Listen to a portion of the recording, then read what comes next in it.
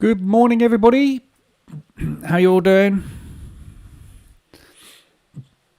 Everybody survived the weekend?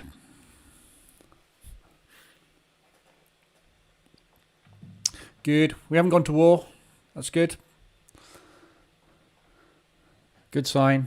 I haven't caught COVID yet. Well, another good sign. We'll see what happens, though. I feel like I've got a cold today, so if my voice sounds a bit funny, that's why. Obviously, my two kids have come down with COVID. One of them's tested negative yesterday and today, which is good. So he's gone back to school. The other one's still positive. And I'm testing myself twice a day, but I still haven't got it. So if I disappear, you know why. But how's everybody's weekend been? Did you get up to anything exciting? Apart from drinking wine, drinking beer and all that sort of stuff? Usual weekend malarkey? Didn't really do anything this weekend. Obviously, been in lockdown. Well, the kids have been in lockdown, so we haven't really done anything. Washed the car. That was the highlight of my weekend. Very exciting. Morning, Andy. Right. So, today we'll have a look at the fallout from last week. And put together a plan, really, for what to do with these indices at some point, and the market in general. There's a lot of things looming at the moment, fundamentally. So, very risky time to be trading. Morning, Mark, at the moment, but we'll cover everything that's going on. So, we'll start off with news. So, news... by the way, I've just taken a little S&P this morning. I'm moving house this week, so boxes everywhere. Oh, that's always good fun. God, I can't stand moving house. I hate it. S&P. I took a quick long this morning on the S&P. Just a little speculative one with a stop. Just targeting 40-odd pips to the upside. Hoping we're going to get a bit of a push this morning, but we'll see. Was over in London, eating and drinking. Yeah, always good to do in London. London's great. Love London. Right, news. Let's start with news. So, this week we've got, for some reason, the yellow filter on. So let's take that off for a start. Get rid of China. Sorry, China. No offence. Right, news this week. Today we've just had manufacturing. For the German area, no impact. We're just monitoring my euro odd. I've got short on at the moment. No impact. Obviously, it's positive news, so the market's done nothing. Let's quickly flick through the other euros. Just see. That's Swiss franc. Not a lot. No. So no real impact off of that news, which is good. So we've just had that. We've got 9:30. We've got manufacturing for the pound. We've also got manufacturing for the US this afternoon as well. Much less impactive. Aussie dollar tomorrow morning, early hours, CPI, which is impactive. So we need to keep an eye on that one. We've also got German business climate and consumer confidence as well, but nothing particularly exciting there. Australian dollar, Aussie has a bank holiday the day it's releasing its CPI figures, which is interesting. So maybe have a little bit of liquidity in the market tomorrow morning, or slippage rather in the market tomorrow morning, because obviously the Aussies won't be around. But yeah, so that's basically tomorrow morning's news. That's the only red news we got tomorrow. Wednesday, 3 o'clock, CAD monetary policy, going to be a big one. We got crude straight after 3:30, again affecting the CAD. Then we got the press conference. So CAD is the big day, and then FOMC. So it's all building up for FOMC on Wednesday. Unexpected changes in the rates. We're not expecting any changes. Holding it to 0.25. So unlikely that will change. So keep an eye out Wednesday evening. When we have FOMC weeks, it's quite often a case of a flat Monday, Tuesday, or a rotational Monday, Tuesday, where they just accumulate positions. So we'll see what happens over the next couple of days, but we quite often don't get massive movement. There is a fair bit of news, though, so it might be a decent week. But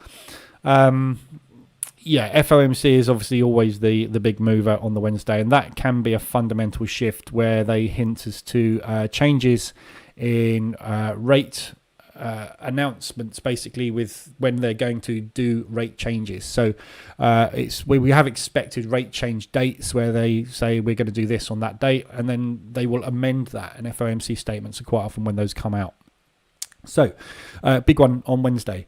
New Zealand CPI that evening as well, just before market close. And then we've got GDP for the US dollar Thursday. And we've got PCE price index on Friday. So, fair bit of news this week. Should be a good one. Lots of movement potentially this week with news catalysts. So, hopefully some decent volatility. COT report.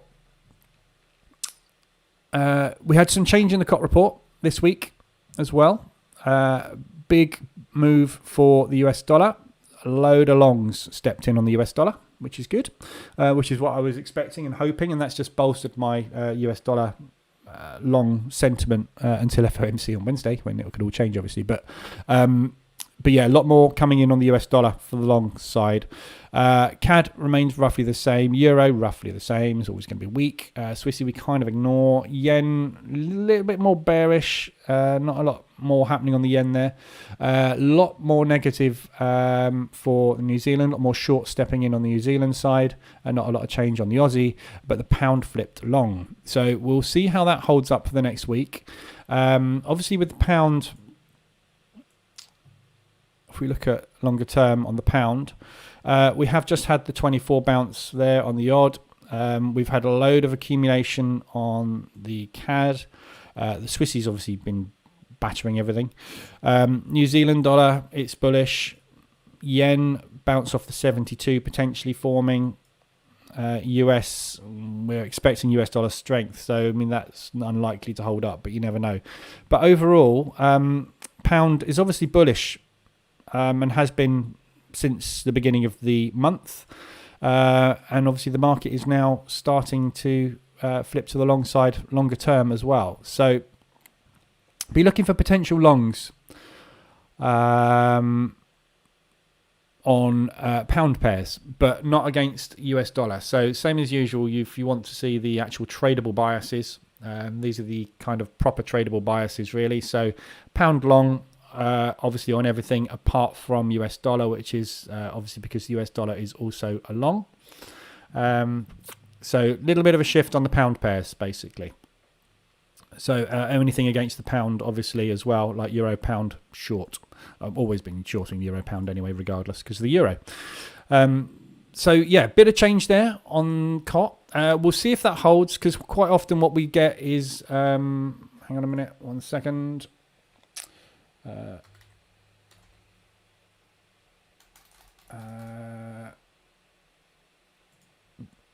My pen has vanished. There it is. Quite often what we get is a flip and then a flip back. So you see it flip short there and then it flip back the other way. So it's not uncommon for that to happen. So kind of like to wait a couple of weeks, and even then it doesn't always work, obviously. But so give it a couple of weeks on the pound. Obviously, we've got massive issues in the UK at the moment with Boris Johnson and his parties and all that sort of stuff. So if we have a general election triggered for any reason, or a leadership contest or anything triggered, that will tend to send a little bit of a chaotic wave through the pound, basically, as well. Any currency where you have an election tends to have typically a negative impact for short term. So we need to keep an eye on news with that one. Speaking of news, obviously, some fairly big news events over the weekend with Russia sitting on the Ukraine border, promising it's not going to go to war, but then positioning to go to war. So we need to be very mindful of that. Any world event, tsunamis, volcanoes, earthquakes, anything basically that has a big potential economic impact will have a massive impact on the markets, obviously. So you need to keep your eyes on the news, especially when we've got things like that happening. Don't want to use alarmist terminology like World War III, but when you've got a power like Russia sitting there on the border with that much, the world is not going to sit by. It is going to do something about it. So you've just got to be a little bit careful because the crashes that we've seen recently with the markets are potentially something to do with that as well. So there's an awful lot of movement going on, as we've seen with the S&P. We'll look at that in a bit more detail in a minute. But obviously the markets are crashing.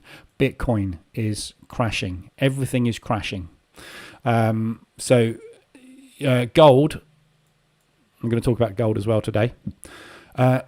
Gold will tend to be where you will put your money in this sort of environment because tangible assets tend to rise. And we're seeing gold break out to new highs of late. So there's things afoot at the moment. And we need to keep a very close eye on it this week. So we'll have a look at all of the instruments in a minute. Mohammed, hello, sir. Do you have... I'd like to be called sir. I'm not a sir. Sir. Do you have also explanation for US index on the chart? Yeah, we'll go through the charts in a minute. Just going over earnings. So this week is earnings week starts from a indices perspective. So today kicks off with IBM, and then all this week we've got an awful lot of earnings, and all next week an awful lot of earnings. So expect some massive volatility in the Nasdaq and the S&P, the Dow, everything basically. So we are going to see some decent movement this week. Quite what is very difficult. So let's have a look at the charts. We'll go through the usual at the moment in a minute. We'll go through all the dashboards and have a look at the RSIs and everything. But yeah, so kicking off with gold.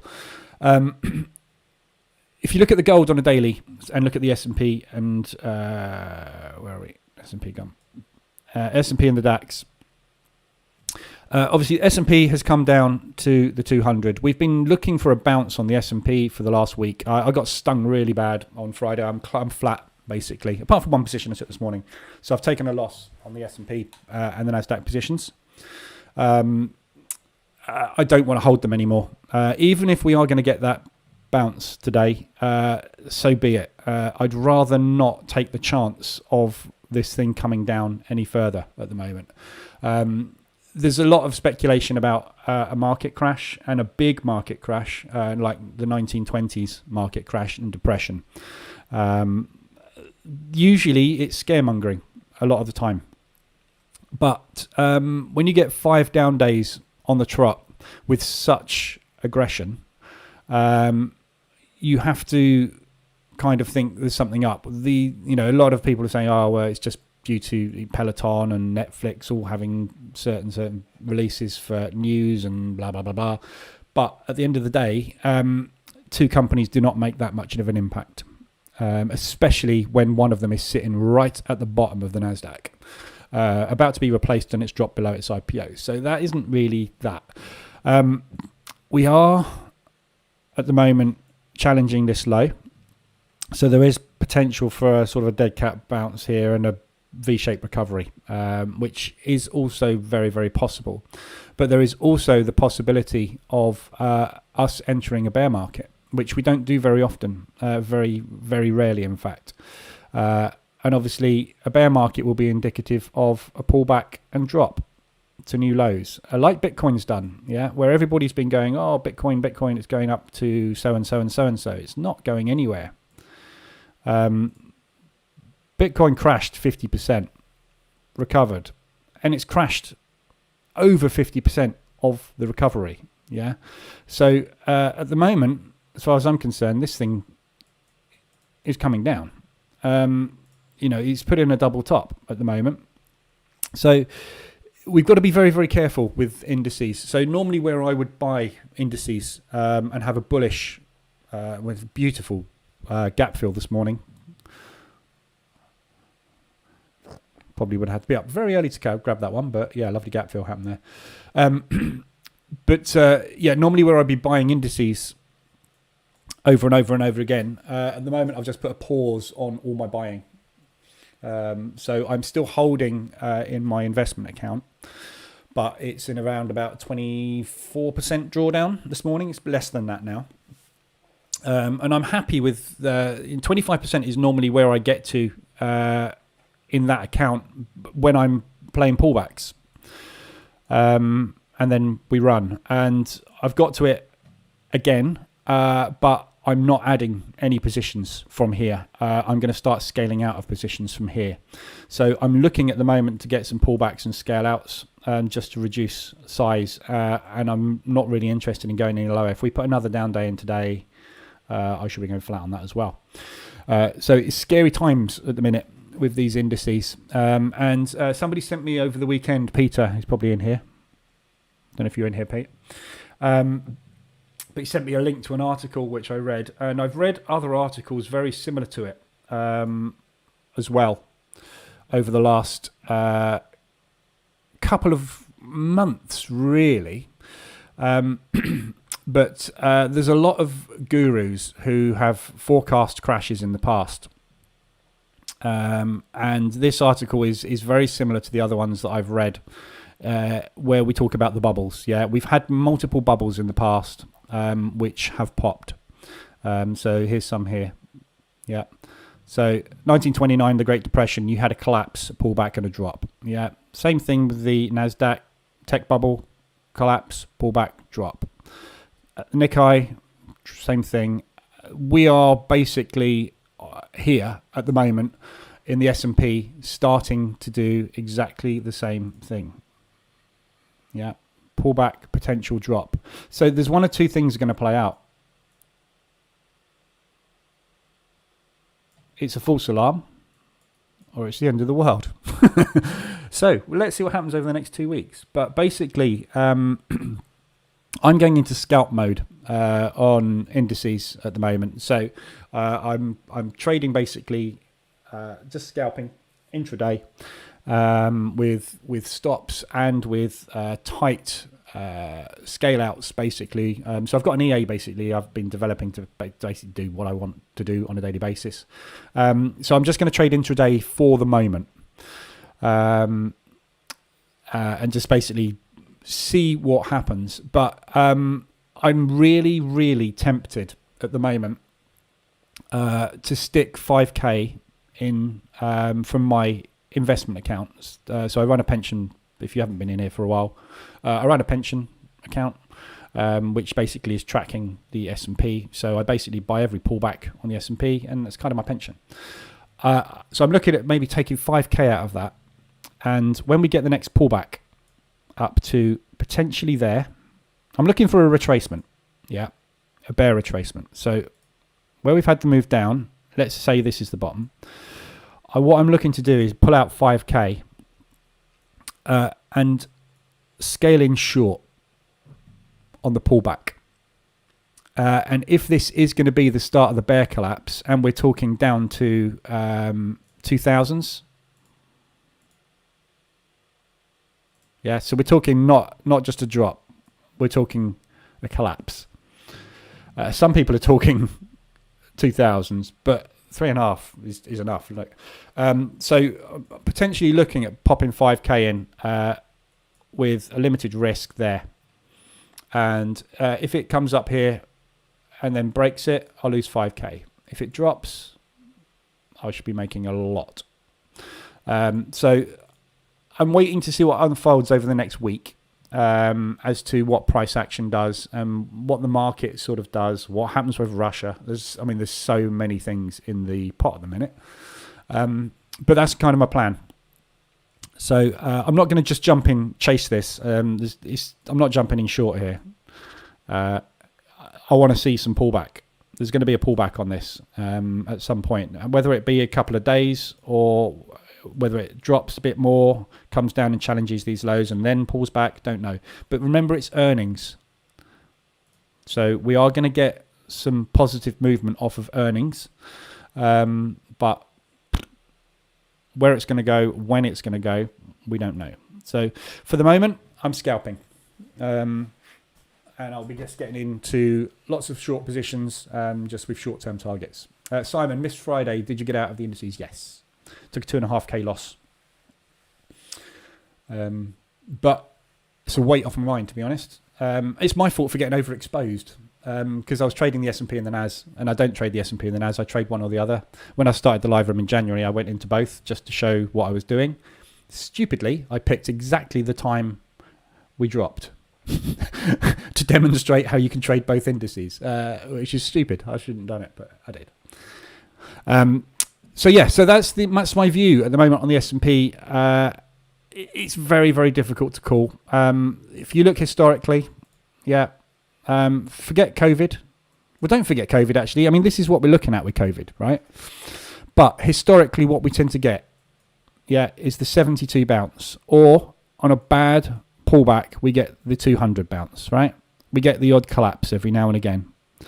We're at the 200. So it's either going to be this, it's going to recover and make new highs as it normally does 90% of the time, or we're going to have a depression starting collapse. So who knows? You ask 10 people, they will all give you a different opinion. I have got no directional bias at the minute, so therefore easiest thing to do is drop down to low time frames and get in and get out, because it doesn't matter which direction it goes, as long as the market's moving, we can make money.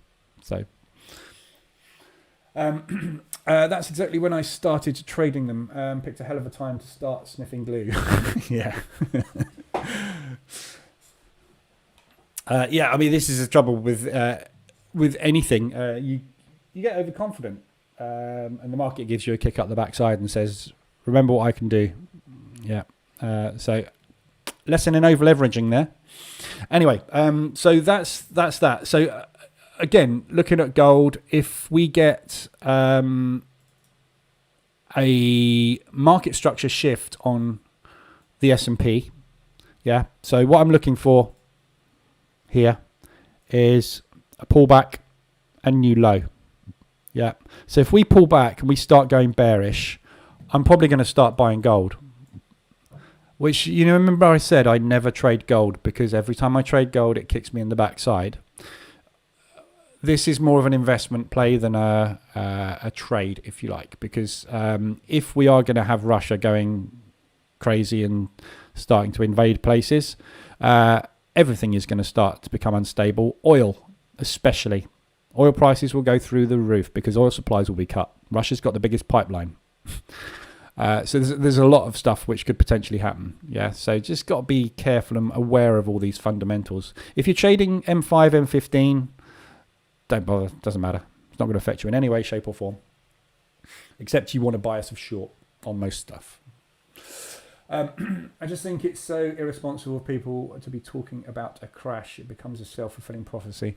I spoke about that on Thursday last week. There's a lot of people have been for a while talking about crashes. The thing about this guy is he's forecasted 3 out of the last 4. It's worth reading this. It's on Zero Hedge. Just type in apocalyptic on Zero Hedge, you'll find it.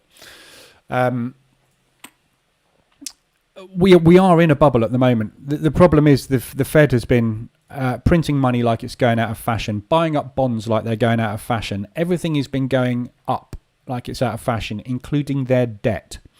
And now they've got to get out of that debt. Unfortunately, the economy and the people of the US can't pay it. Physically, they can't do it. Cost of living is going up. Cost of food is going up. Cost of everything is going up. Wages are not going up. And now the government's going to have to turn around like they have just in the UK and say, can we have a bit more cash, please? People are going to be going, nope, can't afford it. We've got 2 million people in food banks in the UK, one of the richest countries in the world. We've got 2 million people queuing up every day because they can't even afford a daily shop. This is a bubble, and bubbles pop. So just got to be careful out there. And I would rather put a halt on my investment account and not make money for a year than to have the chance of it disappearing. So I'm liquidating it basically at the minute until there's some sign. Like I say, this is the biggest dip in the S&P I have seen for a couple of years. Since COVID, basically. I mean, you can see it doesn't take a rocket scientist. I started buying above the 200. Yeah, after COVID, I lost here as well. I lost money here in COVID. I made a fortune this year, but I've, as I say, just lost another 23%. So I'm not going any deeper than that. 25 is my cutoff, and I'll wait to see what happens. If we get a 35% drop, I will then contemplate starting to buy back in small positions. But who knows? We might not get it. This is the thing. But for a punch short, if you've got any money available, like I've got, got money available, I reckon this is worth a punch short at the moment, because the market, the world's in an absolute mess, isn't it? So I wouldn't be surprised if earnings all start to come out negative as well. That's the other thing to consider.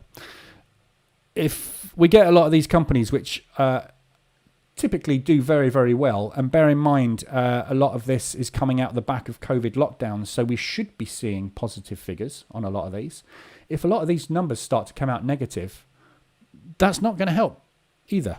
It's a cascading effect. So take care trading gold on the initial stock market crash if that happens, as gold is often sold to cover margin calls when people start losing loads on the stock market. Yeah, I mean, I'm not going to trade anything long term. I mean, in intraday and short term trading is not a problem, but long term I'm not trading anything investment wise until we get some indications. It's look at the market structure indicator. Yeah. Some kind of pullback on this and then bearish price action, for me, it will be enough. Yeah, we've seen the signs. The Nasdaq's first. Yeah, look at the Nas. Remember I said, I've been saying for a couple of weeks, well, since we came back in January, basically, I don't like this. This is bearish. The Nasdaq doesn't do this. Yeah, I don't like it. I was buying and getting some decent trades in, and then we had that. And that's basically confirmed my suspicions. But you can only go on what you see historically, and historically that is what happens when you get a pullback. When we get a drop below the 200, and you look at the Nas, yeah, 200s, we have one there, slight dip out there, and obviously the crash and COVID. I've done it again. So one or two things is going to happen, or that. But this was a knee-jerk reaction to COVID. This was people basically pulling money and putting it into safe haven because they weren't sure what was going to happen economically with all businesses, when they were quite right to do so. Don't forget, we've got the airlines in here. We've got the travel industry in there. We've got lots of businesses in there which basically just had to shut for virtually a year. So everyone, they didn't lose faith in those businesses. They just had to pull their money out and put it somewhere else. Don't forget, this is investments. This is hedge funds. This is pension funds. They've still got to produce a return. They're just not going to do it in the stock market. When you get a crash in the stock market, it's worse.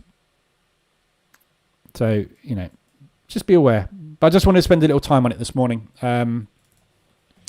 because obviously strange things are afoot. We need to be a little bit careful. So I'm scalping, basically.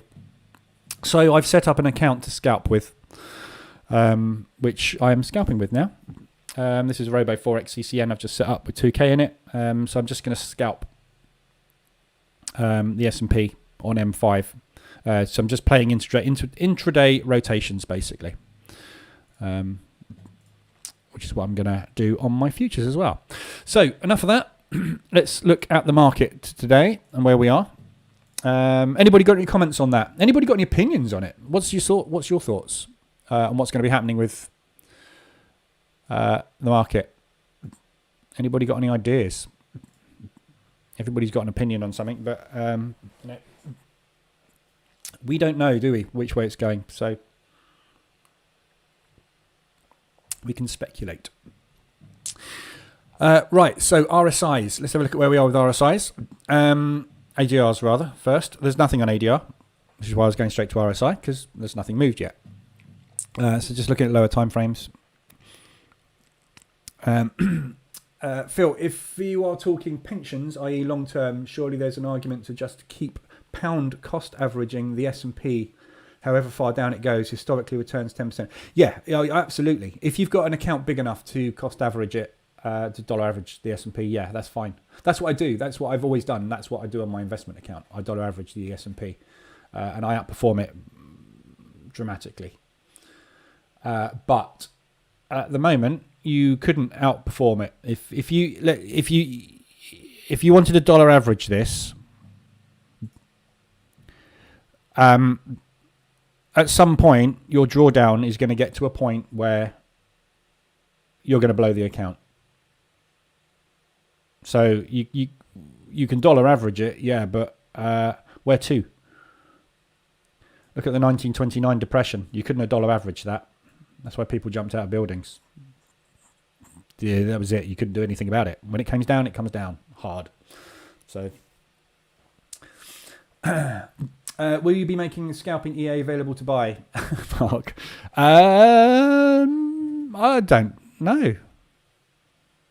I don't know. Don't think so. It's just something I built for me to trade with. I don't know. Maybe if people want it, I'll have a look at it. I'm still fine tuning it at the moment. There's some settings I want to adjust in it. So, Euro Swiss seems to be going back to old lows. We'll have a look at that one in a sec. We'll have a look at all the pairs in a minute. Right. So ADRs, nothing hit on ADR. Nothing hit weekly. Obviously, it's Monday.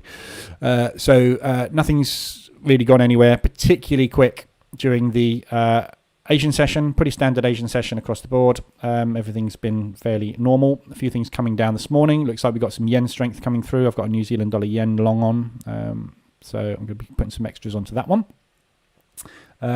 Phil, sorry, I meant just buying and holding index trackers and keep buying monthly. Yeah, you can do that, definitely, Phil. But unless you've got a couple of million quid in the bank, you're going to go bankrupt doing it if it collapses. That's my point. Yeah, every time you enter a long on the S&P, it goes into drawdown. Yeah, your wealth drops. There will be a point where you go to negative, and there's such a negative where you basically will go bankrupt. You can't keep doing it. It's a margin call. You'll get a margin call if you keep buying it every month as it goes down. If you bought it every month with a very small amount as it went down, yes, you could make a fortune out of it. Yeah, long term. But you don't know how much heat you're going to take. So, but yeah, you could do. Just space your positions. S&P, right? If you want to buy dollar averaging on it daily, buy one now and assume that we're coming down to here. So look at potential of 98,000 drop.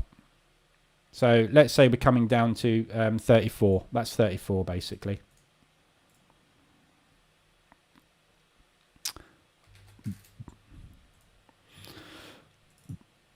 So you just got to plan it. Yeah. So maybe every 2 weeks, hit a buy. But work out what your drawdown will be when you get down there. And you just got to make sure you calculate it so that you don't blow your account by the time you get there. That's really all you got to do. And assume it stops there and we don't go into a depression. And like some people are saying, coming back down to COVID levels. scroll out. Yeah. Look at Bitcoin. I keep going on about this, but the last, where are we? November. That has created $20 trillion worth of loss. That move. Something like that. So it's high trillions. If you were dollar averaging that, you're bankrupt.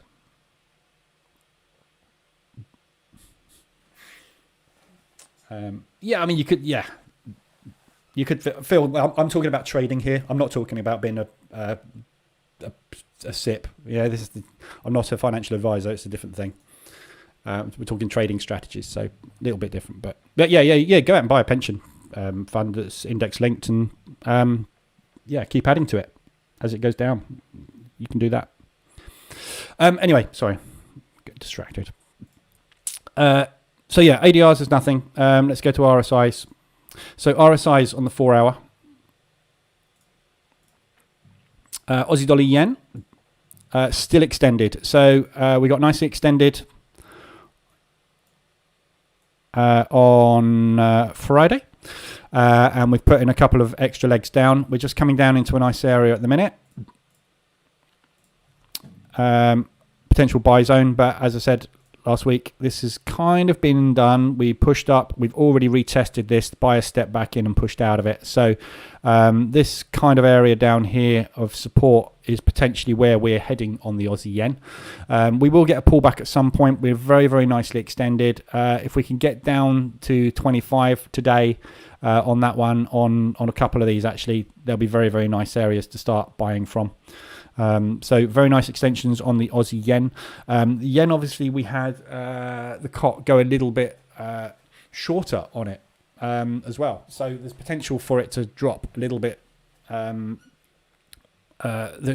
the yen to sort of weaken a little bit more. But at the moment, we've got some decent strength coming through. So for this one, I would say we're probably looking minimum coming back down to this level here. So where this move started from, it's a very nice support resistance area. So around about 100 ADR today, if we can get down to there, that would be a very nice entry. You will probably be pushed down at below 25 by the time we get there as well. So Aussie dollar yen, potentially looking for good for longs. New Zealand dollar yen, you can see is already massively extended. That's the one that I'm in already. So looking to take second position on that one down here. Somewhere around down there. But obviously be waiting for a reverse alert on that one to get in for second position. Quite a long way away, isn't it? 30 pips. Might stick a manual on this one. Where are we? 57. Yeah, we're nearly at an ADR already on that. What's that? 43. I'm going to stick another buy stop there. So if we break the Asian highs, Asian lows, I'll get into a second position there. Failing that, we're looking to come down here. So I'm just going to get into another position if this is going to be approaching the bottom. We are right now virtually, I mean, if there's anywhere around here, could be where the buyers start to step in. So this is a very, very strong support level, obviously, from previous. I've got it marked in here, so that's ADR today. So if we get a further push down to there, I'll be looking for some kind of reaction back up into this area. So I'm already in that one long. That's the most extended at the moment. Euro Swiss. Got out Euro Swiss last week on the drops. So obviously it's very nicely extended. We are double bottoming, or triple bottoming if you count this broker candle. At the moment, but I only short the euro. So that was a 24 bounce play, which I started scaling into, which played out beautifully. So if you want to take that long, you are counter trend, but potentially could bounce. You never know. Obviously, with what's going on in Europe at the moment, who knows? At any moment, a load of tanks could roll over the border into Ukraine and the euro could collapse. Be careful if you're going to long it. Euro yen, same thing. I short the euro. I don't long it. So obviously you can see from a COP perspective, I've been shorting the euro forever, basically. The euro is a short.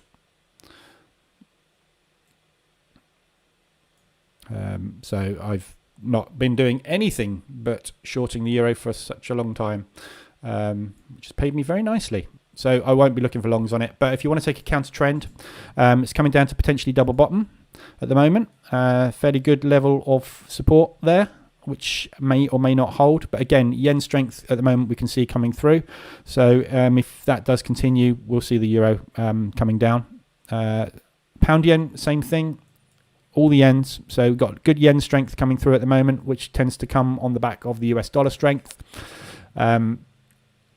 So again, looking at this one, we've got potential support down here. Good area where we double topped and then shot out, pulled back with a little accumulation.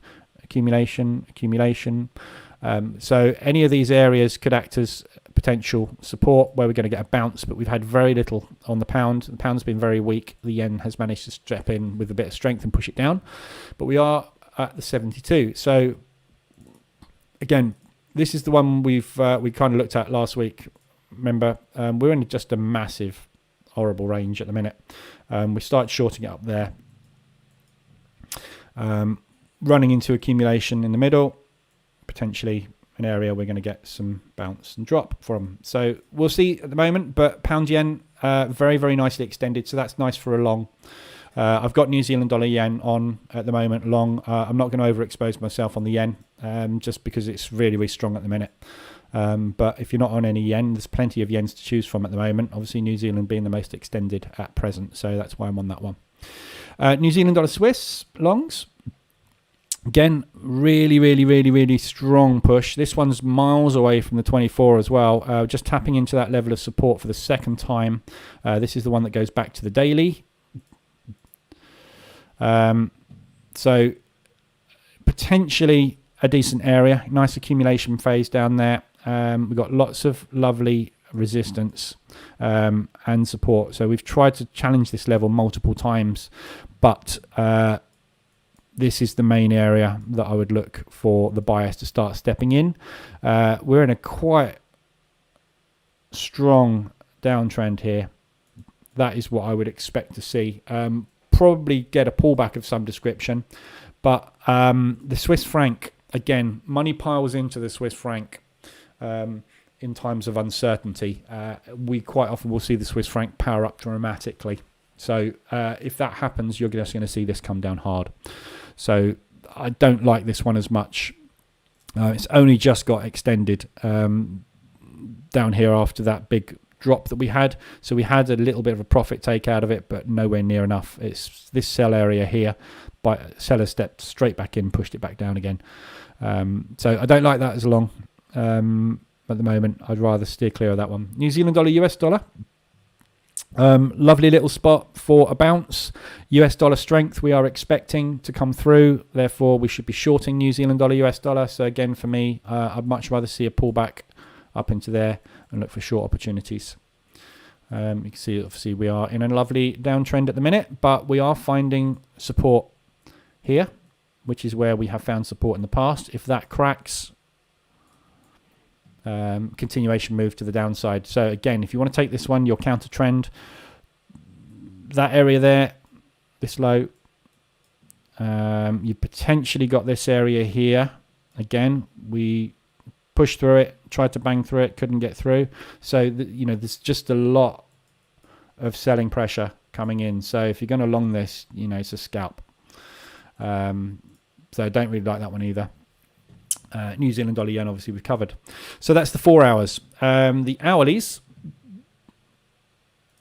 nothing at the moment. Pound yen, obviously because of the 4 hour extension. So that is really nicely extended. We got extended and embedded there. So that's looking pretty good. Second tap, when we get down second time, we tend to get a bounce because we didn't really get a profit take off of that move. We had a little bit, but this move here has not profit taken yet. So if this continues to come down, we're going to get a profit take move at some point. But it's the same with all of these yens. We're going to need the yen to weaken to be able to get the other currencies sort of grab a bit of strength, really. And New Zealand dollar yen, same thing, already in it. Got a buy stop ready to get in, and assume that we're going to get that profit take move in the same way. So the New Zealand dollar yen and the pound yen look very, very, very similar. So nicely embedded on the RSI, pull out, push. So we got divergence on this one as well, bullish divergence. So there is buying pressure coming through, but just got very, very strong yen at the minute. If you look at all the yen pairs, all of those coming down. So the yen is being manipulated this morning. Swissy obviously is also being manipulated. Therefore, the Swiss yen goes sideways. Pound yen, New Zealand yen, US yen. So yeah, all about the yen and the Swiss franc this morning. And go CAD Swiss coming down because the Swiss franc's being pushed. This is what I mean by the Swiss franc powering up. When the Swissy powers up, you get out of its way. Which is why I don't pay much attention to cop bias for the Swiss franc, because it is very much neutral as a currency, and then suddenly it will power up and be depowered. So don't really have a cop bias on it. It's just a case of when it goes, it goes. So if you see things extended on the Swiss franc, you know that when the Swiss franc has the foot taken off the gas, you're going to get a nice profit take move because the CAD will take over and push it back. So it's a good one to trade, but you want to wait for it to get really nicely extended because this thing goes 200 ADR quite easily. I think we had what did we have on Friday? 96. Yeah, we had 175 ADR move on Friday on that one. So we had the profit take this morning on it, but not much. So another leg down, even better to buy. Right, so that's it there. We'll have a look at all the dailies. We'll quickly whiz through them all. Anybody got any specific pairs they want to look at in any more detail? Let me know. Euro Swiss, Richard said about, didn't he?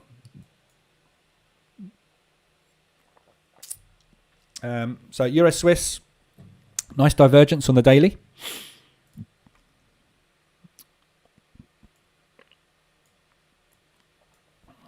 Bullish divergence. Again, Swiss franc, be very careful. I would never buy the Euro Swiss at the minute. It's you're going to get the odd pullback, but you can see, this is exactly what I played. The Euro Swiss. Yeah, I played the pullback and said I was looking for shorts on it. As every time it pops, shorting it and out. So played that whole rotation, very nice and profitable. So I'd be very careful about longing it from here. There's no real reason it should power up. But double bottoms work, so you may well get it. But where it's going to bounce to, not sure.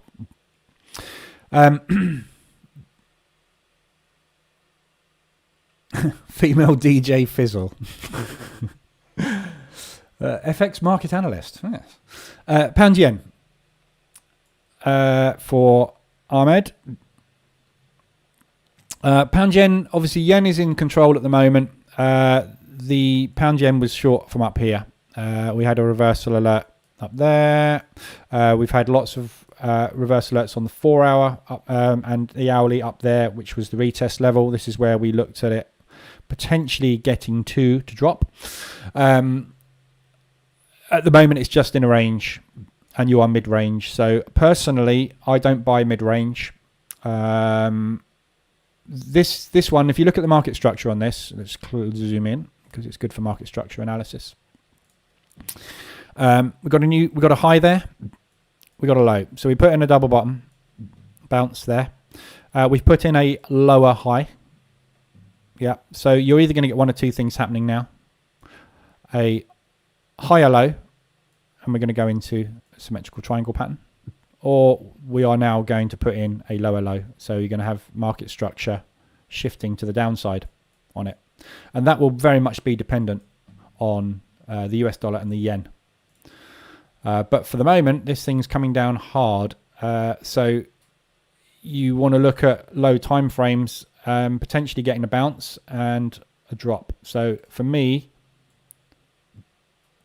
I would love to see it pull back up to here and then take a short. Euro Swiss in detail, please. Yeah, I've just done Euro Swiss, haven't I? Short. Always shorting the Euro Swiss. Could get a double bottom bounce, but it's the euro. So if you want to long an economy on its knees, go for it. But personally, I'd just short it all the time. I have been for a long time. But that can all change, obviously. Everything can change. You know, we're coming out of COVID, supposedly. So we'll see. Depends what the next variant is, doesn't it? But at the moment, we're coming out of COVID. So there is potential, obviously, for a Eurozone recovery. And obviously, economies are starting to pick up all over the place. But we are starting to pick up all over the place in the middle of a bubble with a potential crash happening. So, you know, it's a very, very tricky time to trade. So I would stick as much as you can to low time frames where we can play market rotation and mean reversion. And even if stuff starts to trend down and go hard, you're going to get movement where you can buy the lows and get out of positions. Yeah. So, but yeah, Euro Swiss, it's a good looking double bottom bounce. Is all I can say. It's just not for me. I'd rather wait for it to pull back up into the 24.72 area and short it out of that. At the moment, that is, you know. Pound odd. Pound odds up at highs. So we're just retesting the reversal alert at the minute, but it's off of a 24 bounce. Again, pound has just flipped long. So nice bounce off the 24. If we can make new highs there, we'll be looking for pullbacks and longs. So it looks good. We've just broken back above that high. Or just trying to. But again, we're in an accumulation still at the minute. So difficult to tell with this one. We're in accumulation at the minute. So, but it's a long at the moment. So I'll be looking for pullbacks to take it long. Euro Swiss might tap 103 before it take a good flight. Yeah, big round number coming up. So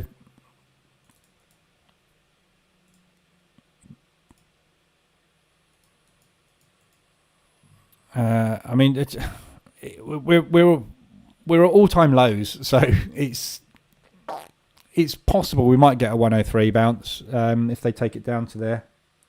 Where are we?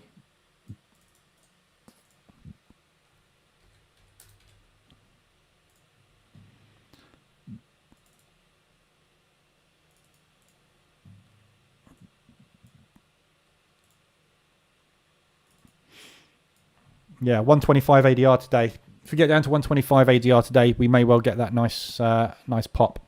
It might just collapse through it. Who knows? But if you're going to take one, yeah, I mean, round numbers are perfect. Right, euro pound.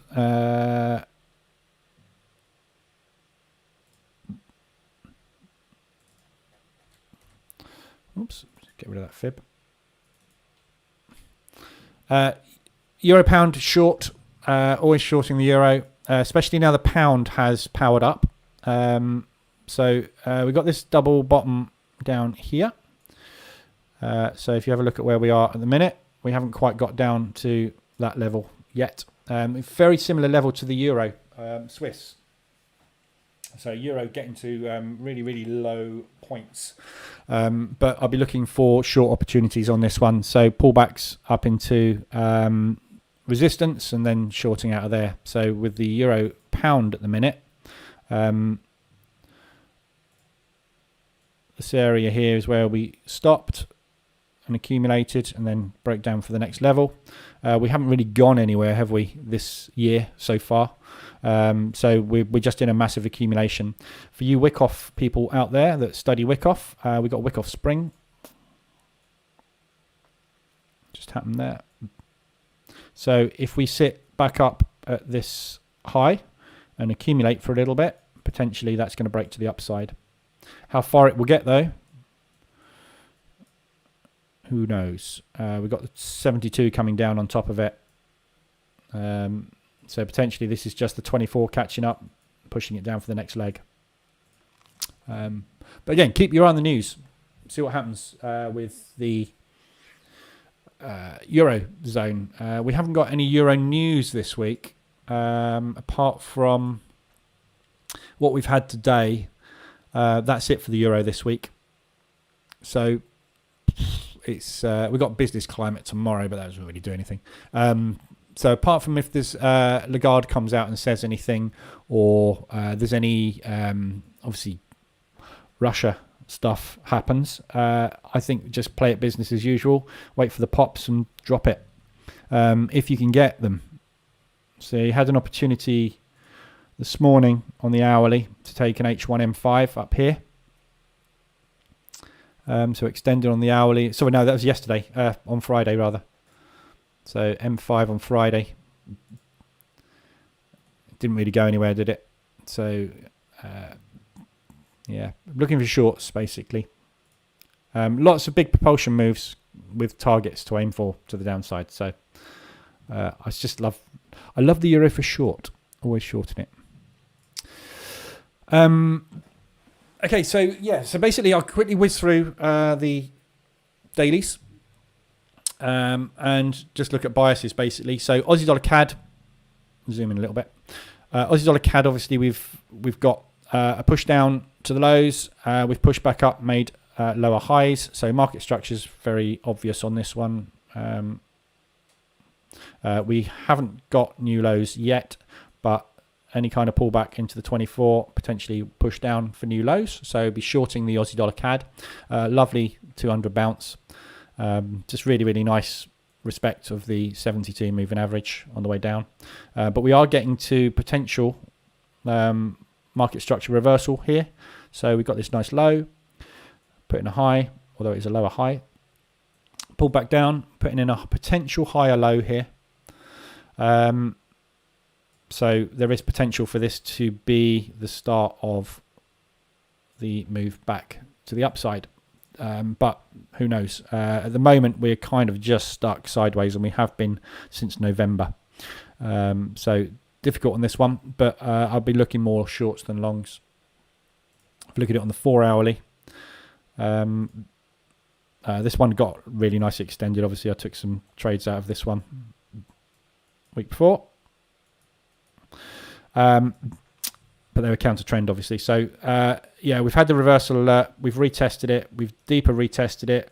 It's just looking heavy, isn't it? Even though it wants to go, you can see it wants to go. It just looks heavy at the minute. So if we can get any pushes, I'll be shorting on that one. Let's stay on H4 actually, because it's easier on H4. Aussie dollar Swiss shorts obviously already gone to the downside. Swiss franc powered up, so we got this big accumulation, loads of shorting opportunities there. Nice downtrend.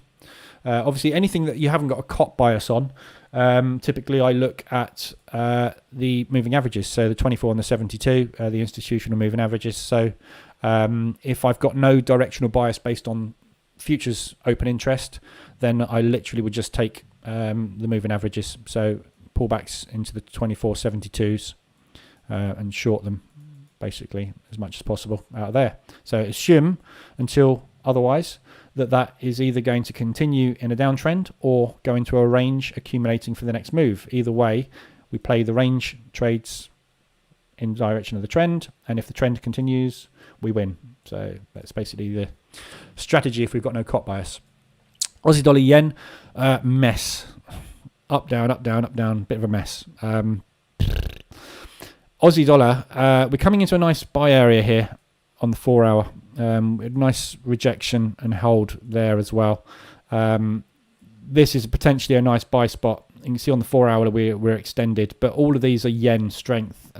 So it really is difficult to tell whether this yen strength is going to continue or not. If we're going to get the US dollar strength continuing, I would expect the yen to continue, but I would also expect the COT report to be weakening a little bit on those shorts and seeing some more futures interest coming in long, but we're not. So difficult to read. I've said since the beginning when we came back in January, I want to give it a week or so for the yen to settle out and give me a directional bias. I haven't got one. Still haven't got one. I don't know which way the yen's going at the moment. It all just seems very sitting in the middle doing nothing. So we'll see. But yeah, Aussie dollar yen, middle of nowhere. Short term right now, a long up to there, then potentially a short out of that. Aussie New Zealand, obviously we've broken out of this area, so same as the Euro New Zealand did. We'll have a look at that one in a minute. Big accumulation. We were waiting for the 24 to catch up. 24 has caught up and propelled price higher into this sell area where we are getting stuck and have just got a reversal alert. So Aussie dollar, New Zealand dollar, potentially shorts. The shorts were from here last week. We just got an accumulation. They stop hunted that, put a 3-bar reversal in. We just got the reversal alert on that one now. So either today we're going to get a pullback down or we're just going to retest. But it's looking difficult again to call.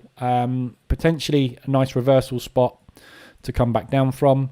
But we've also got a 24 bounce. So, and a break of really good, strong resistance. So I would expect at least a very strong resistance like this, which is multi-tested. Once it's finally broken, I would expect it to get retested. Then it will give us an indication as to whether or not that is going to hold or not. So for the moment, obviously, the play was to short it last week, which is playing out nicely now. But when it gets down to here, difficult.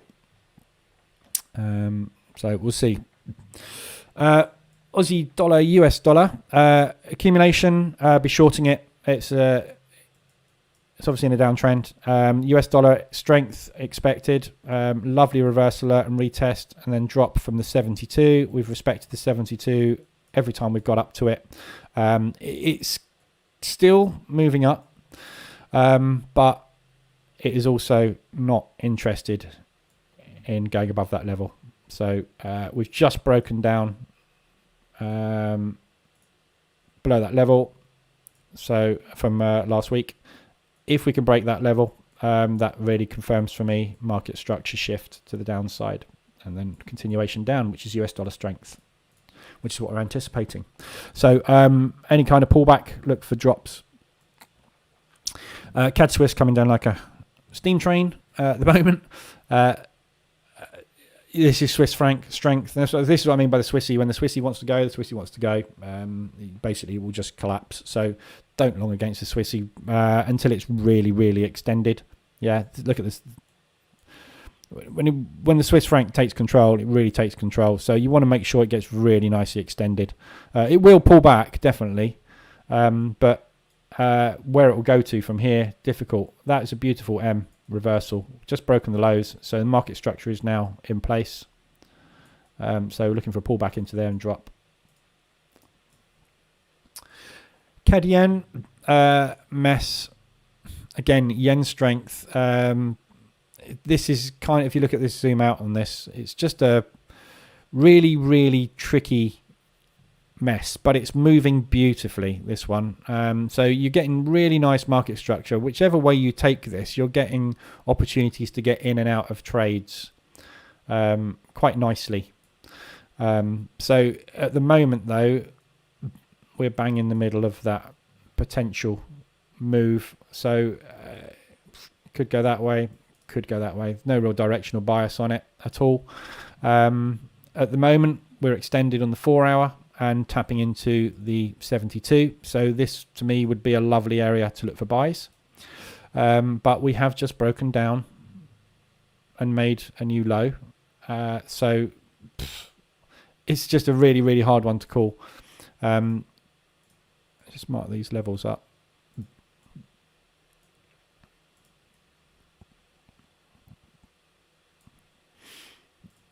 So nice support resistance there, which is 100 ADR. This one is where we respected previous, and that's now broken. So this level here, the 89,800s, to call it 90. Oh no, 90's up there. So we've just broken the 90 level, yeah. Oh no, I haven't actually, sorry. One sec. Let's put a 90 on that. It's up there. Yeah, I don't like that as much. Somewhere around there. 100 ADR, pretty much where we are, is pretty good for a buy now.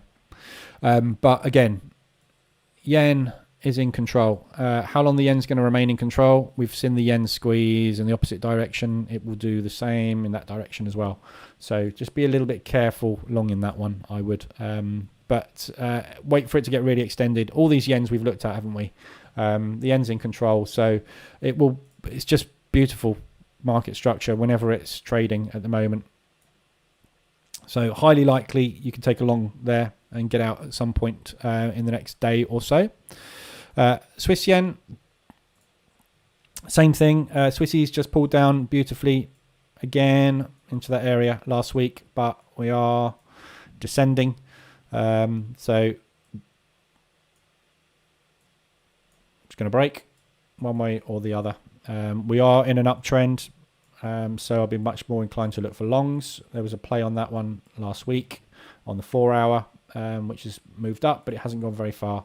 So it's been squeezed by the yen strength. The Swiss and the yen obviously are the two that get pushed and pulled and pushed and pulled an awful lot as money flows in and flows out. So these, when you trade these, obviously you get an awful lot of chop. So you'll be able to trade it in either direction. But I'll be looking for longs at the moment. Looking at the hourly, yeah, we just sit in the middle of an RSI. Like there's no indication as to direction at the minute. I'd be more inclined probably to see a pop to the upside. I'm always favouring the Swissy. So Euro odd, sideways mess. I'm in this short at the moment.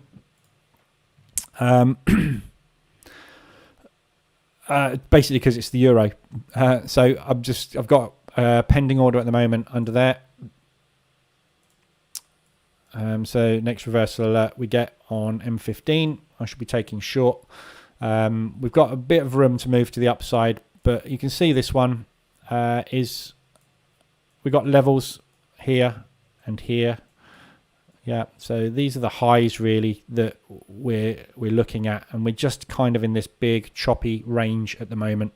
So any kind of pushes up into here, I'm just looking for additional shorts and then playing it back down to the lows of the range. Euro always shorting. Euro CAD, same thing. That's coming up into a nice level. Not quite extended yet, but yeah, Euro CAD pushing up very nicely. So we've had a reversal alert, broken back above these lows. We've broken back above those lows as well. So nice strong move to the upside on that.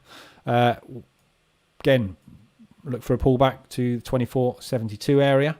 And look for short opportunities. If this can get extended, it doesn't often. The euro, it's really hard to short the euro on the 4 hour up at the 70 level on the RSI because it just doesn't get there very often.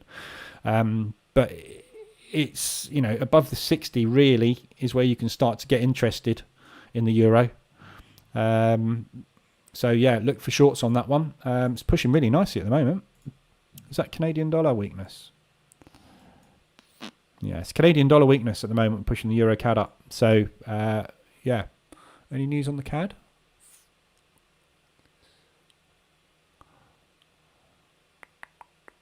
No, nothing on the CAD. No news. Just seen the word nuclear. Don't like the word nuclear. Oh, that's Iran and the US. Reviving a 2015 nuclear deal. Right. Don't really want to see the word nuclear when Russia is amassing troops on the border of another country, but hey, Euro CAD. Looking for shorts. So any kind of push up, shorting. Euro Swiss, shorting. Not at the moment because it's way too far down. If you want to try and do the bounce play on that, right now is exactly where you want to get in. So just wait on lower time frames and look for a reversal alert. You just had one on M5, M15. You're going to get one soon. Huge risk reward. If these play out, these double bottoms, if they play out, you usually get a good 50% retracement at least on the previous move. So risk reward on these. If you want to play these are kind of a stop loss play.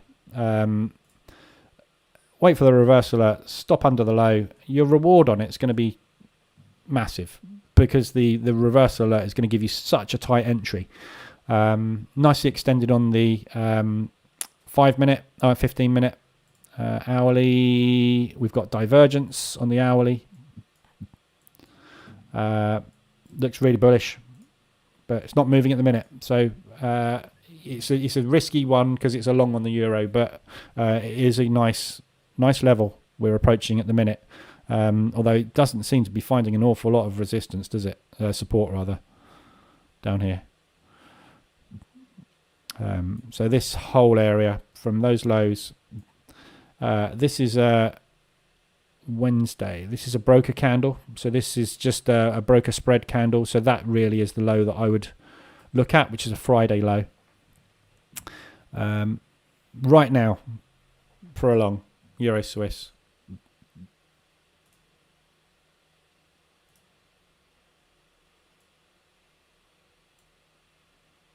Tiny little stop.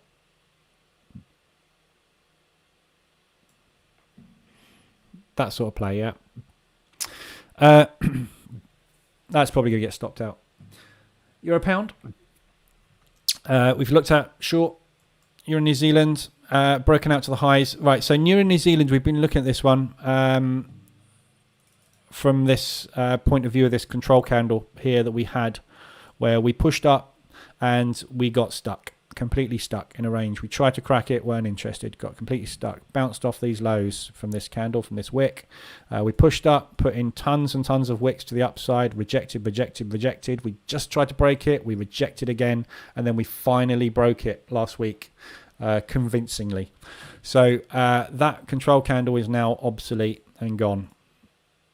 Yeah, so that's an official proper breakout, I would say, on the Euro New Zealand. So where are we going? Straight into a massive accumulation balance where the market has been more than happy to transact for weeks and weeks and weeks and weeks. So it's basically broken out straight into a load of chop. And this big sell zone here where we started this move. So I don't hold out much hope for Euro New Zealand. Yeah, it's having a little bit of a pop, but I can't see it really getting very far, to be honest. We got tons and tons of selling pressure up here. So when we get up there, be looking for shorts as anything, as always on the euro. So not quite extended yet. If we can get a little bit more push, if this can break up into this area here, I'll be interested in shorting that out there. I'm already in Euro odd, which is the same thing. Euro odd and Euro New Zealand move kind of in tandem. This is delaying it a little bit or lagging the Euro New Zealand a little bit. But yeah, be shorting it. Euro yen coming down against the yen. Yen strength at the moment. Euro weakness, nothing but coming down. Again, pullbacks, drops. Euro US dollar, same thing. Be looking to short it. Euro US dollar, we're expecting US dollar strength to come in.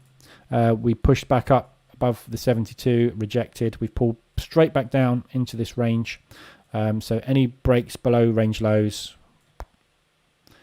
look out below. Pound odd, yeah, we've covered this one. We just had a reversal alert on this on the 4 hour, but it's bullish and it's bounced straight off the 24. So it's quite a critical area, this one. Going back to beginning of January, we're just stuck in an accumulation at the minute. It's going to break one way or the other.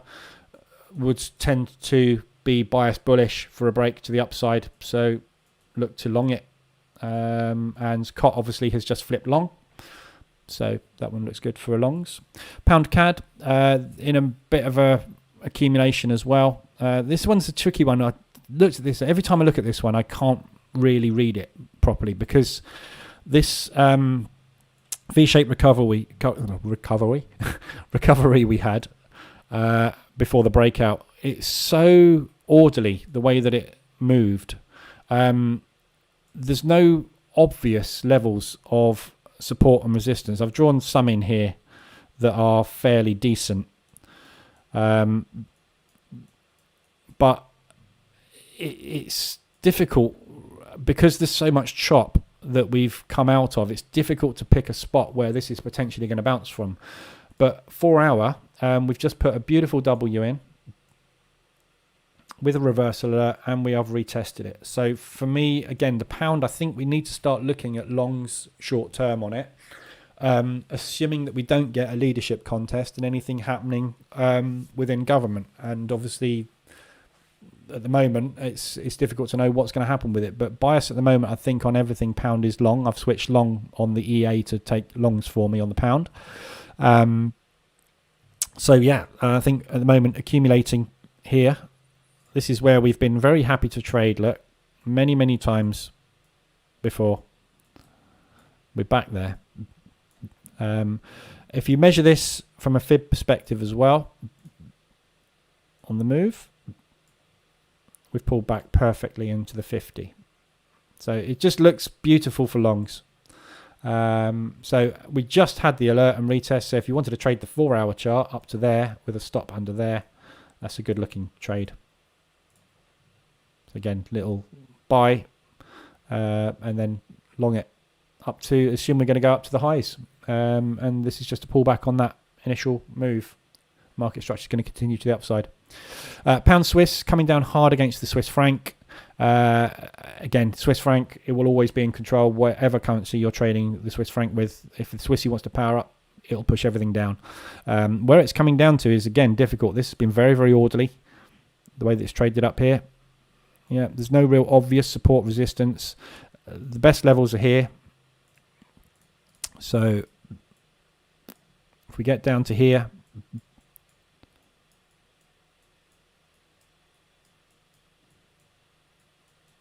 looking for longs. Yeah. So at the moment it's in no man's land. So if we get a 125 ADR push on the pound Swiss down to there, get the bounce off that. Pound New Zealand, stuck up in no man's land. Very similar to the Euro New Zealand. We've pushed up weak New Zealand. We're looking for longs, but it's just not very... the pound New Zealand used to be my favourite pair. It used to have the highest ADR. I was trading this at 350, 400 ADR a few years ago, and it's just not got the movement and the range it used to have anymore. It's very orderly, as you can see. Lots and lots of ups and downs. Really, this is a low time frame thing to trade at the moment and trade the chop. So every time you see this thing putting back deep, I mean, you can almost, on this, look, just take every 15-minute RSI extension you see, yeah, wait for a reversal alert, long it back up to wherever the recent high was. Yeah, when it gets up to the recent high, wait for a reversal alert in the other direction, chop it down. If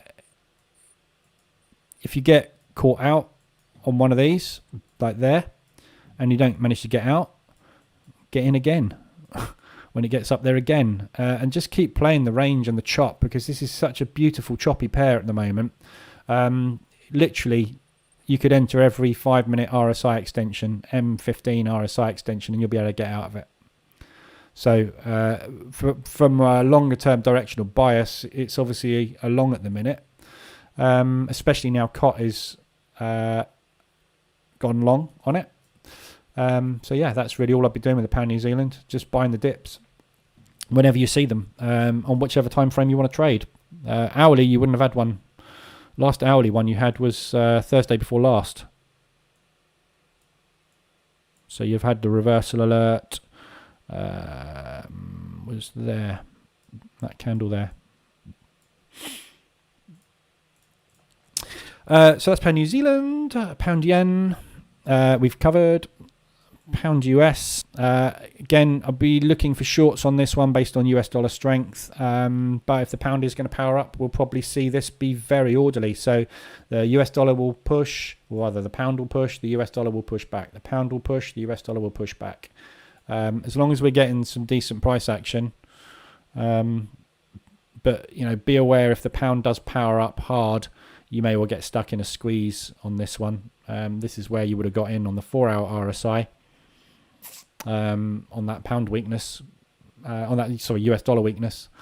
But as with all of these things, these buyers have all got to get out of their positions, and that's exactly what they're doing now. So you would scale in as normal, scale in, keep your positions nicely spaced,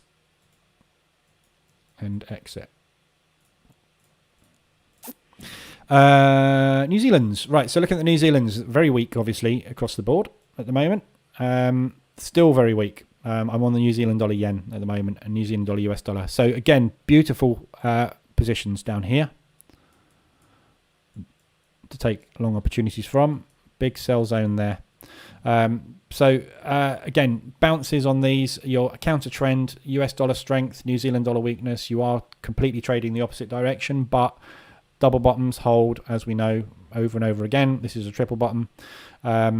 So we could well just see this continue to be range bound. If that is the case, then you'd be playing it back up to the 24.72 area.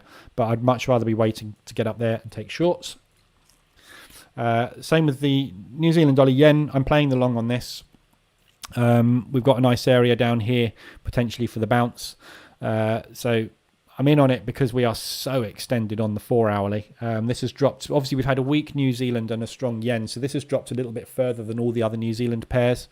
So at some point, it's going to have that profit take move where we're going to get a 50% pullback of the move. That's where I'll get out of this one. But coming down to a lovely area at the moment. If we can push down to ADR today, it'd be beautiful for getting into another position. New Zealand dollar Swiss has broken new lows. Pullback, continuation drop. Always be shorting against the Swiss franc. And New Zealand dollar CAD. So again, lovely reversal at these lows. This is an area down here on the daily. Where we've just had a beautiful rejection on Friday. So I drew these levels in, this one here and this one here, and this block based on support resistance levels, which I've identified in the daily chart here. So nice little bounce point. But again, look at the angle of the moving averages here. Yeah. Expect a pullback. That's what I would much rather be playing, a pullback out of the 24.72 zone when we get back up there rather than along. And the US dollars.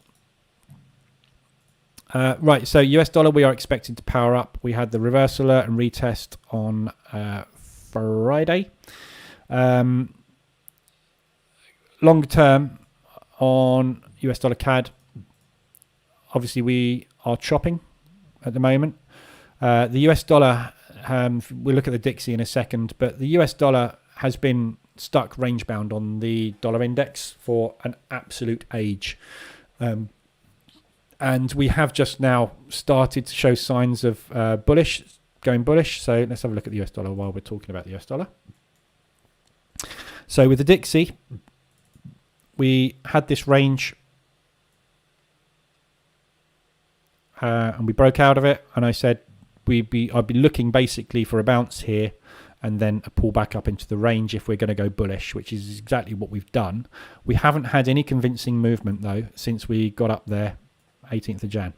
So what I'm looking for is this area to hold at the moment. Yeah. Or this week for them to pull back down to the 72 and then FOMC to push it up on Wednesday.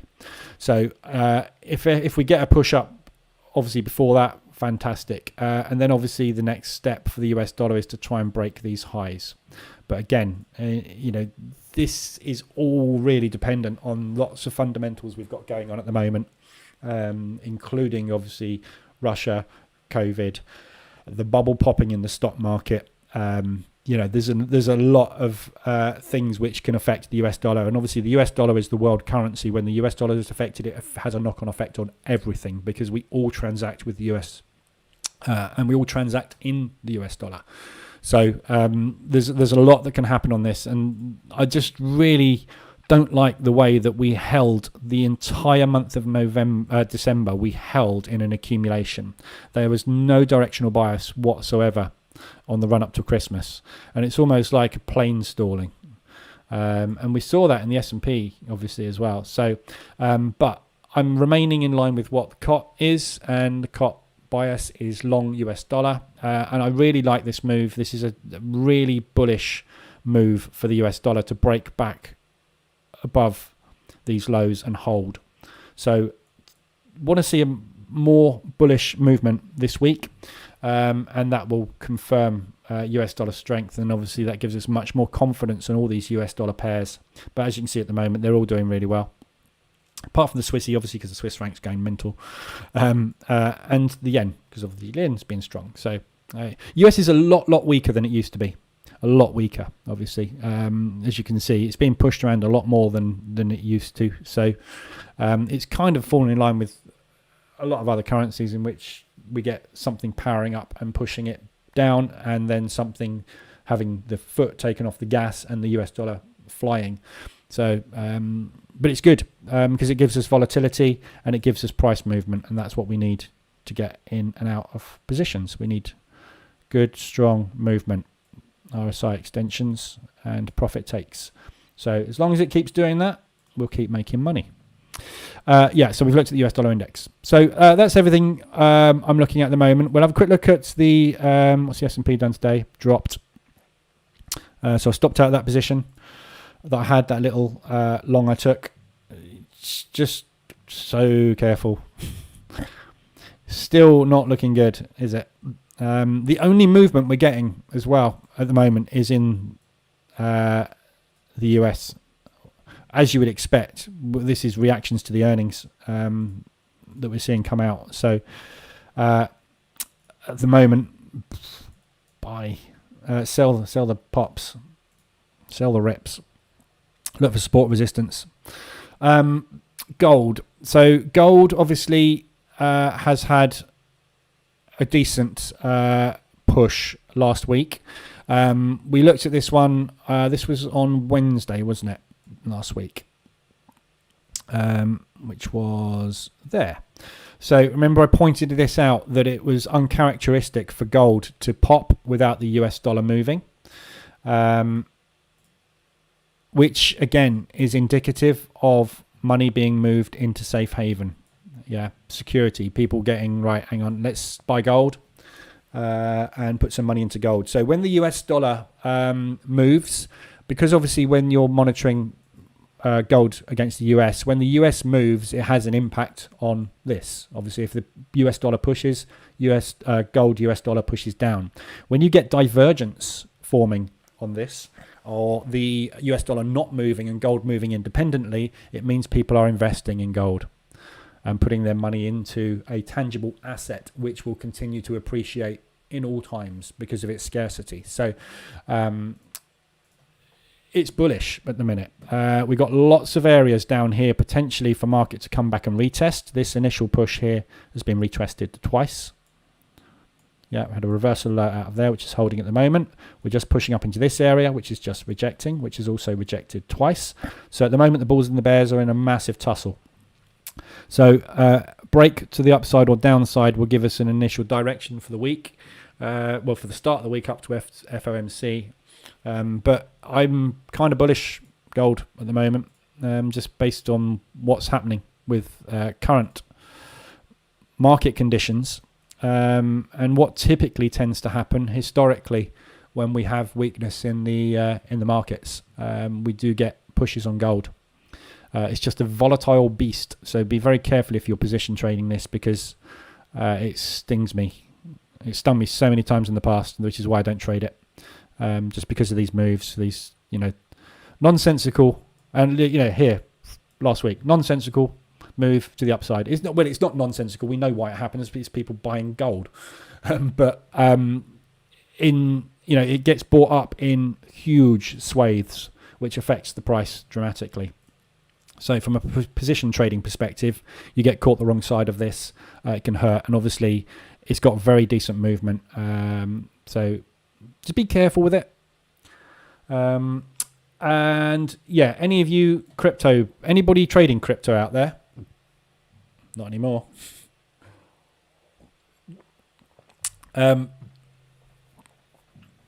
watched my crypto balance go down and down and down. I haven't got a lot in crypto at all because I don't trade it because I don't believe in it personally. It's a synthetic instrument with no known fundamental driver, and nobody even knows who invented the thing.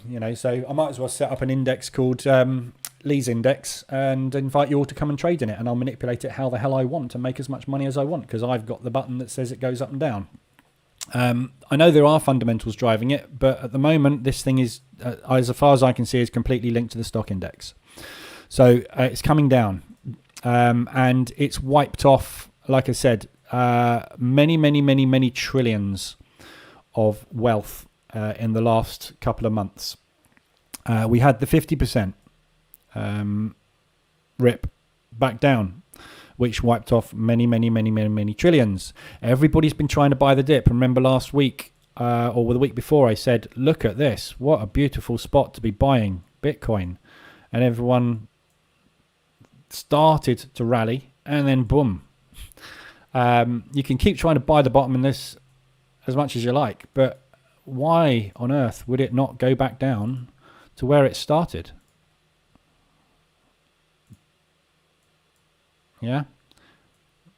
Don't forget, this thing's only been moving for a year and a half.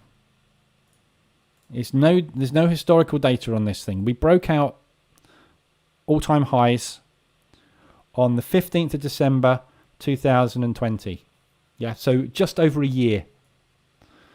That is not enough information for me to say that this is not coming down to where it started. Yeah, why won't it break these lows?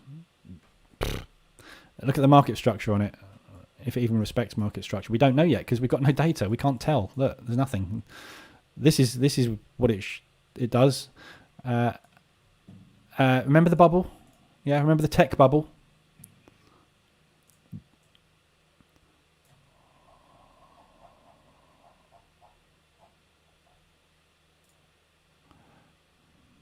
Yeah. Tech bubble. It got a lot worse than that.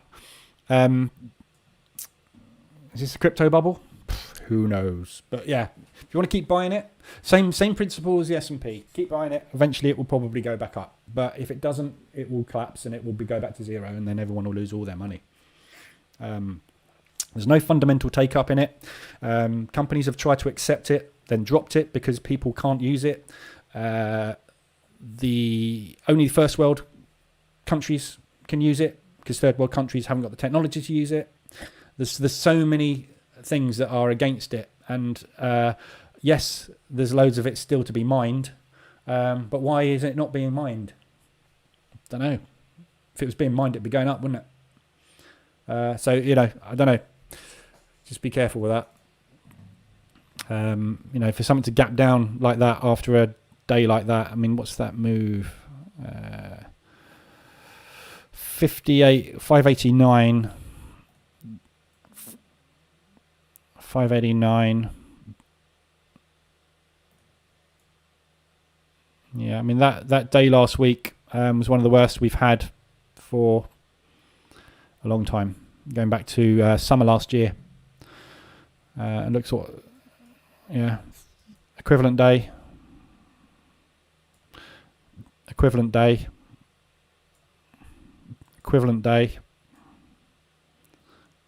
Just be careful with it. But yeah, you could say equivalent day, pop.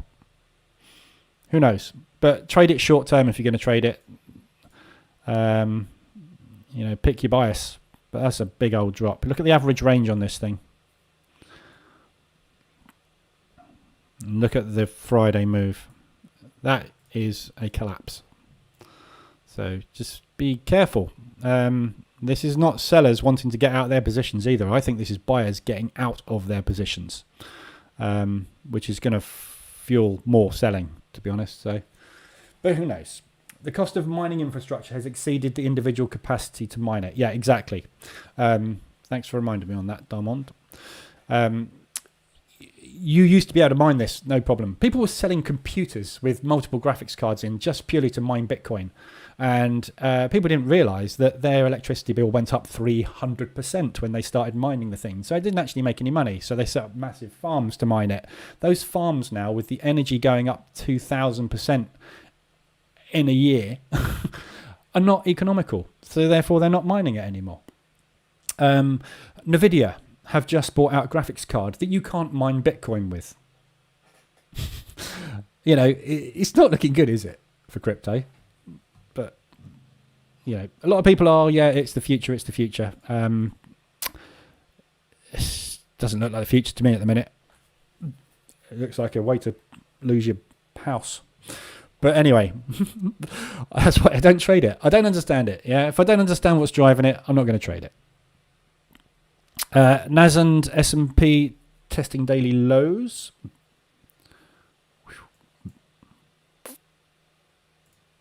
But if you're trading Bitcoin, short term you can trade it anyway. It doesn't matter. Anything you can trade, anything short term, 1 hour and lower time frames, in and out, no problem whatsoever. That's not an issue. But obviously long term, just be very, very careful. So NAS is coming down. Yeah, coming down to have a look at the lows. S&P coming down as well to have a look at the lows. So testing Friday's lows. So watch for bounces down here, potentially. Good areas.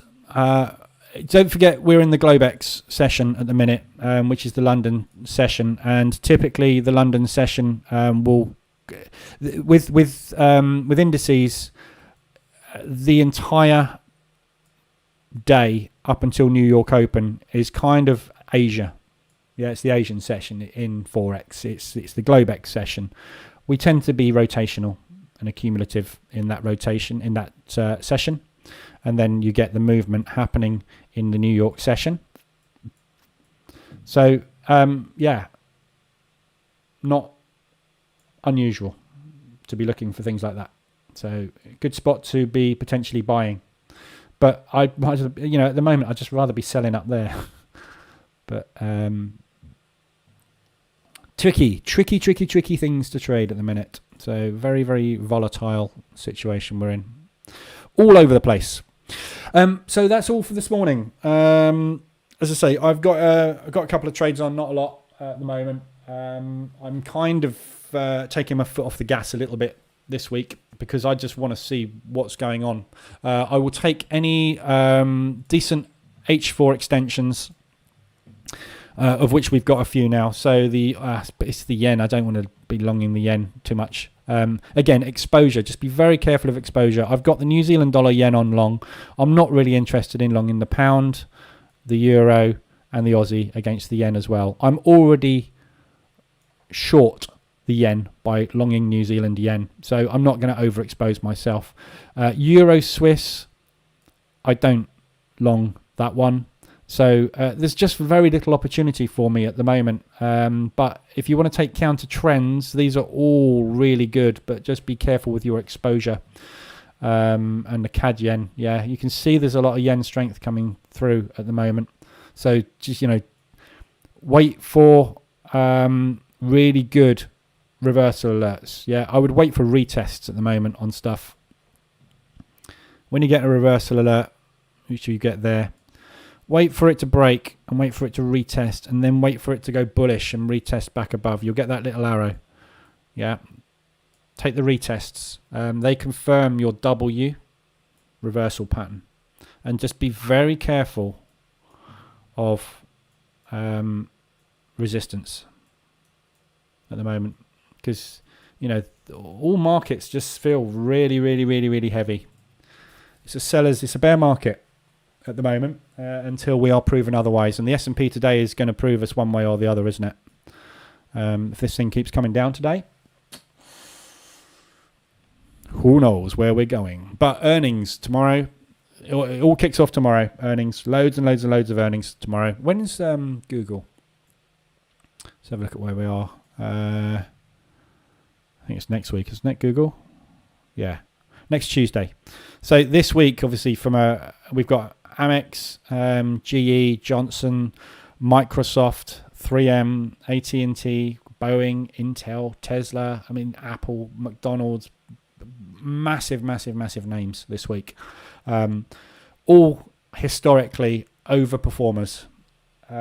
So if we see a percentage of these underperforming, the market is going to get scared and get jittery.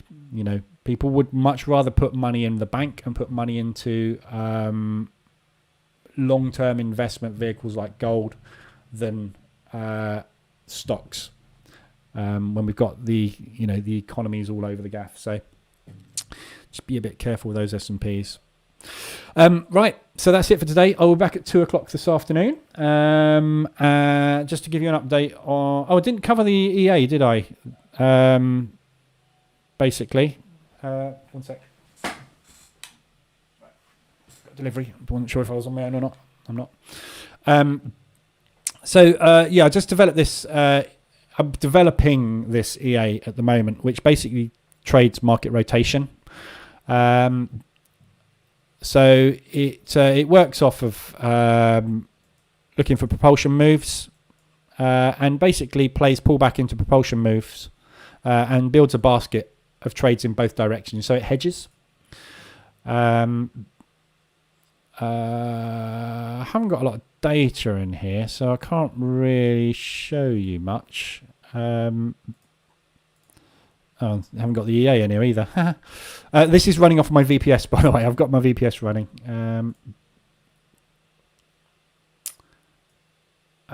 So I've got this is the EA is running on this VPS.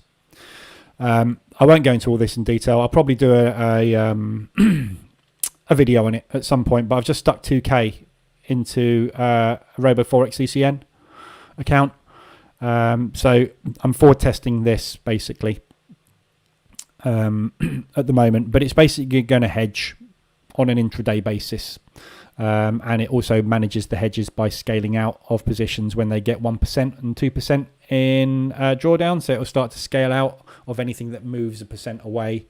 And it's all calculated basically to get a bit of money every day out of it, regardless of which direction it goes. So this, for me, is a safer bet at the moment. So I've just stuck a couple of K in that one. And I'm forward testing that. But I will cover more about that when I've fine-tuned it. But the normal market reversal alerts indicate EA is also running all the strategies, 4-hour COT bias, 4-hour pullback, 1 hour pullback, that's 4-hour mean reversion. So I'm getting lost. Yeah, that's 4-hour mean reversion. And that's the H1M15 mean reversion as well. So I've got that running on a limited number of pairs. Just to basically monitor it basically and bank some cash off of it. So, but I will update you on that as and when. But it's not ready yet, so I will share it when it's ready. Pound Swiss and Oz Swiss have just hit ADR. First ADR hits of the day. Pound Swiss being my favourite of the two, just because of the pound bias. Very nicely extended on M15. So monitor that one for potential longs on M5. But obviously be careful of the Swissy. Obviously it's in emission at the moment. So right, I'll leave it there today. Anything else you need, let me know. Come into the Telegram group if you're not already in the Telegram group. And if there's anything you need, I will be in there all the time. If you like the video, give us a thumbs up. If you like the stream, I'll be back again at 2 o'clock this afternoon, and we'll see what's happened with the S&P, and we'll try and do some S&P scalping. I might do a little bit of futures this afternoon. Again, lost $500 on my futures account on Friday, trading futures. Managed to scrape back some, but just wasn't expecting that drop again on Friday. So get caught out by these, and really time to be lightening risk and just kind of watching a little bit more than trading. Sitting on your hands and doing nothing is still a position in the market being flat. So but come in the Telegram group if you've got anything you want to cover strategy wise, if you want to look at support resistance, if you want to look at anything. Everybody's at different levels in their trading journey, so happy to look at, you know, price action candlestick patterns. We can do sessions on anything you like. So if you've got any questions or anything, you know, you can always ask me in Telegram and say, can we cover it in a live room? We'll cover it. Because 90% of the time we're watching the market waiting for entries, so we're sitting there watching paint dry, aren't we? So we might as well talk about something. So if there's stuff you want to talk about, let me know and we'll cover it in the live rooms. Okay, so back again this afternoon at 2 o'clock, and we'll see where everything's gone today, and we'll see if the Swissy actually decides to take its foot off the gas today. So, all right, have a good afternoon, or good morning rather, and I will see you again at 2 o'clock this afternoon.